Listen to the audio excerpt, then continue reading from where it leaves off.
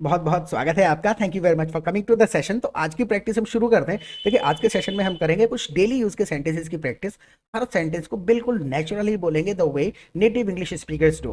Right. हर sentence का structure, logic और grammar साथ के साथ डिस्कस करते हुए चलेंगे ताकि कंसेप्ट क्लियर हो और इनके बेसिस पे फिर आप दूसरे सेंटेंसेस बना पाए। So I will be sharing my screen with you. Screen में आपके साथ मैं शेयर कर देता हूँ। The session is not gonna be very long, it will hardly be 12 or 15 minutes I believe. So please stay tune and watch this session to the end. पूरा देखिएगा, logic आपको समझ में आ जाएगा, how the English is spoken naturally. Okay. इन sentences को बोलने का कोई तरीका, कोई सेंटेंस आपके माइंड में भी आता है, then please do write your sentences in comment section. आपके सेंटेंसेस ठीक होंगे then I will give you a like, और गलत होंगे तो हम उसको करेक्ट कर देंगे, एक्सप्लेन कर देंगे कि गलती कहाँ पे हुई है। So please participate while watching the video. Okay, participate करिएगा, कमेंट सेक्शन में एक्टिव रहिए। ओके। जैसे कि छोटा बच्चा पैंट्स पहनने की कोशिश कर रहा था, एक छोटा सा स्टोरी है। छोटा बच्चा पैंट पहनने की कोशिश कर रहा था। A little kid was trying to put on the pants. बस बताने का इसमें थोड़ा सा तात्पर्य यही था कि पैंट्स हिंदी में हम पैंट बोल देते हैं, यहाँ पैंट्स होते हैं, प्लूरल होता है।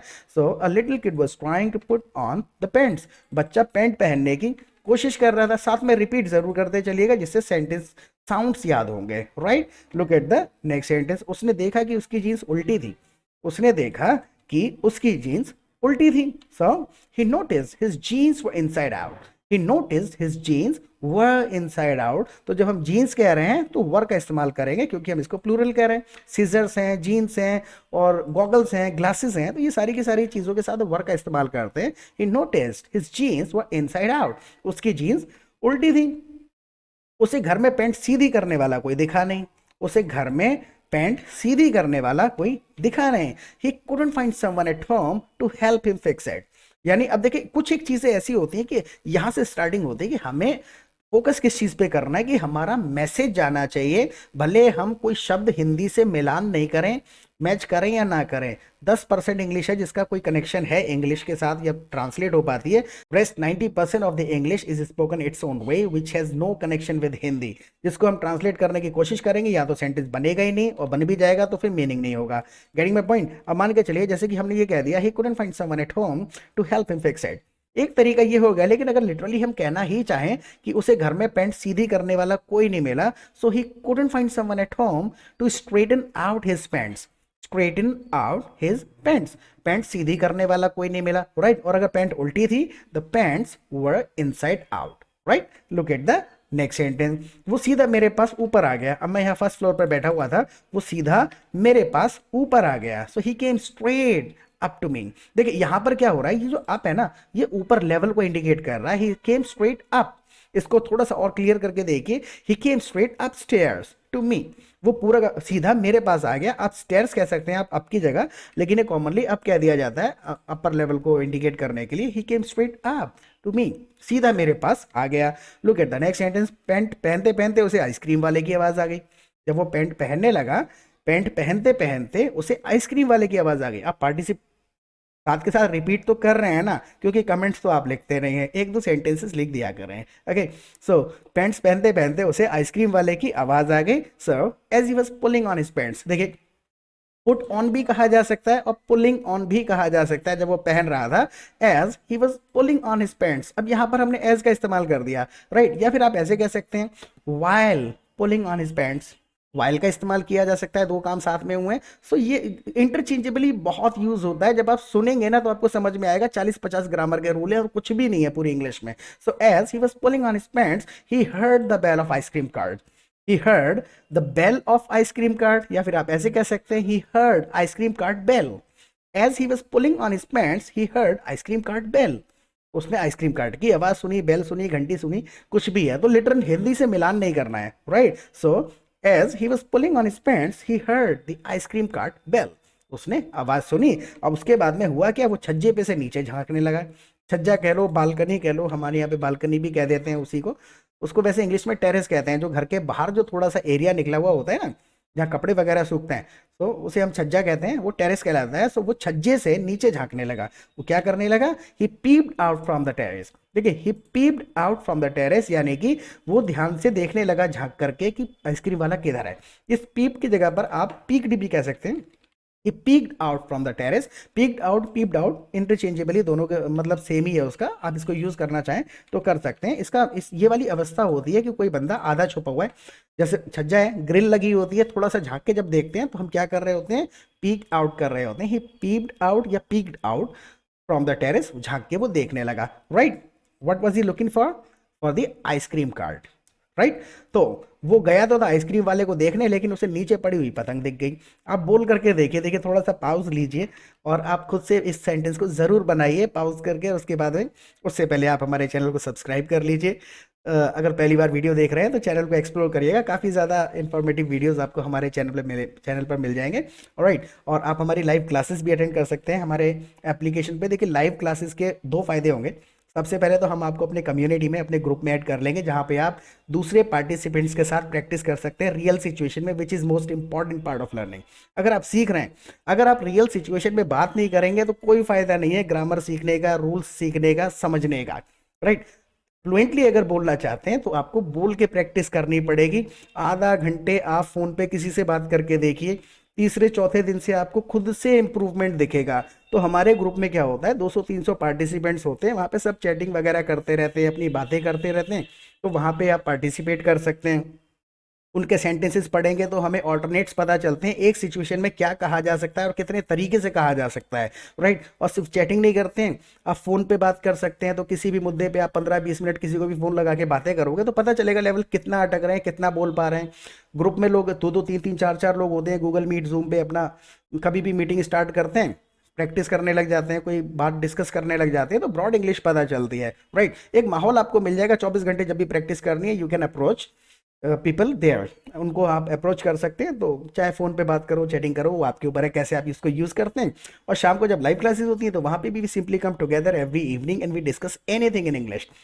पूरे दिन की चैटिंग होती है, कुछ लोगों ने कुछ सेंटेंसेस बनाए होते हैं, कुछ देखे होते हैं कि ये मेरे को समझ नहीं आई, इसकी ग्रामर क्या है। तो लाइव सेशन में यही 1.5-2 घंटे डिस्कशन चलता है, भैया इसके पीछे ये ग्रामर है, इस बात को ऐसे बोलना है। तो जो डिस्कशन में 1.5-2 घंटा रोजाना बिताएंगे, 150-200 नए नए सेंटेंसेस सुनेंगे, डाउट्स क्लियर हो जाएंगे, कंसेप्ट्स क्लियर हो जाएंगे, and you will start speaking English fast, fluently and confidently the way you want to speak.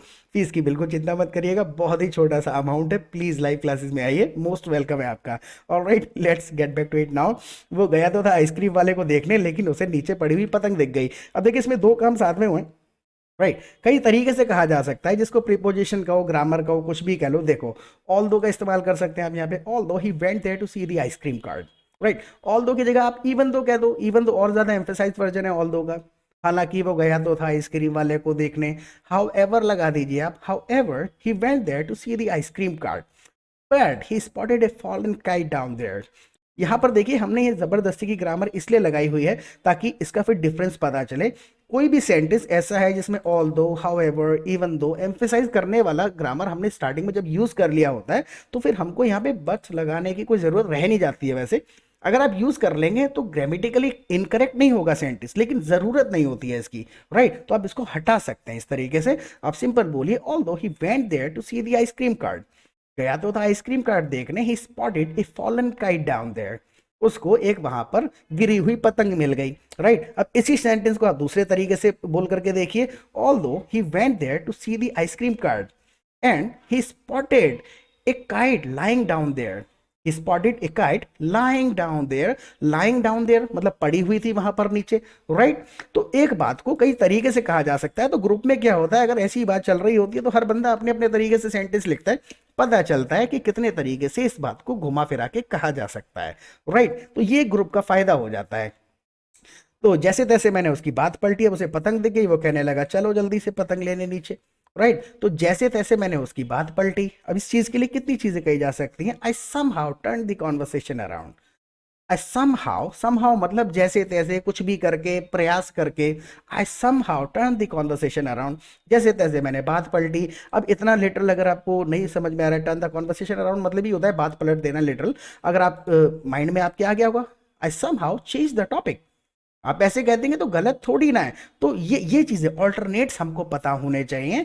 और इसी की जगह पे अगर आप ये कहना चाहें, I somehow shifted his attention, I somehow shifted his attention मतलब वो तो बिल्कुल अड़ गया था कि भाई चलो जल्दी उठ के पतंग लेने। So what I did, I somehow shifted his attention. इसका मतलब भी वही है कि पतंग से उसका मैंने ध्यान हटाया। Getting my point. अब आप इस चीज को आप भी अपने तरीके से लिख करके देखिए। आई चेक, मैं हम सारे कमेंट्स पढ़ते हैं, तो आप ये ना सोचे कि मेहनत बेकार जाएगी। हम सारे कमेंट्स को पढ़ते हैं, आप लिखिए अपने sentences. Okay, so look at the next sentence. So I somehow turn the conversation around. क्योंकि ये कंडीशन क्या थी कि मैं उससे बातचीत कर ही रहा था, काम भी कर रहा था, बात भी कर रहा था, तो I somehow turn the conversation around. थोड़ा थोड़ा मैंने बात पलटी, तब तक उसका बड़ा भाई आ गया। तब तक उसका बड़ा भाई आ गया। So just then his brother arrived. Just then his brother showed up. Just then का मतलब होता है कि उसी समय, जैसे कि जो जिस वक्त हमारी बातचीत चल रही थी, थोड़ा थोड़ा उसका ध्यान था भी, थोड़ा थोड़ा I had shifted his attention. Just then his brother showed up, तब तक उसका भाई आ गया। शोड अप का मतलब होता है प्रेजेंस, प्रेजेंट हो गया। So just then his brother showed up, तब तक उसका भाई आ गया। अब इनसे मुझे कौन बचा सकता था? अब इनसे मुझे कौन बचा सकता था? Because they were two in the majority. अब मेजोरिटी थी, सो अब मुझे इनसे कौन बचा सकता था? So who was there to save me from them now? Who was there to save me from them now? अब देखिए, हु वाज देयर आपने सुना होगा, हम अवस्था की बात करते हैं, there is a temple, there is a teacher. So who was there? I am talking about a human being. कोई था ही नहीं आसपास, वो दो थे और मैं अकेला था। Who was there to save me from them now? Right, who was there to protect me from them now? Got the point? Look at the last sentence. तो मैंने हार मान के लैपटॉप बंद किया और हम बाजार के लिए निकल गए। मैंने हार मानी और लैपटॉप बंद किया और हम बाजार के लिए निकल गए। तीन छोटे छोटे सेंटेंसेस हैं। अब हार मान के का लिटरल ट्रांसलेशन नहीं ढूंढना है। देखिए, सब तोड़ तोड़ के बोलना सीखे, तोड़ तोड़ के बोल दिया करे सेंटेंसेस को। सो आई गेव अप, मैंने हार मान ली। I gave up, turn my laptop off, laptop बंद किया, and we headed out for the market. And we left for the market बोल दीजिए। So I gave up and turn my laptop off and we left for the market. Market के लिए हम निकल गए। तो इस सेशन के बारे में प्लीज फीडबैक दीजिएगा कि इससे थोड़ा बहुत आपको लॉजिक ऑफ इंग्लिश समझ में आया या नहीं आया। कोई सजेशन हो तो प्लीज कमेंट सेक्शन में लिख दीजिएगा और प्रैक्टिस करते रहें। फिर मिलेंगे एक नए सेशन के साथ। Till then, bye.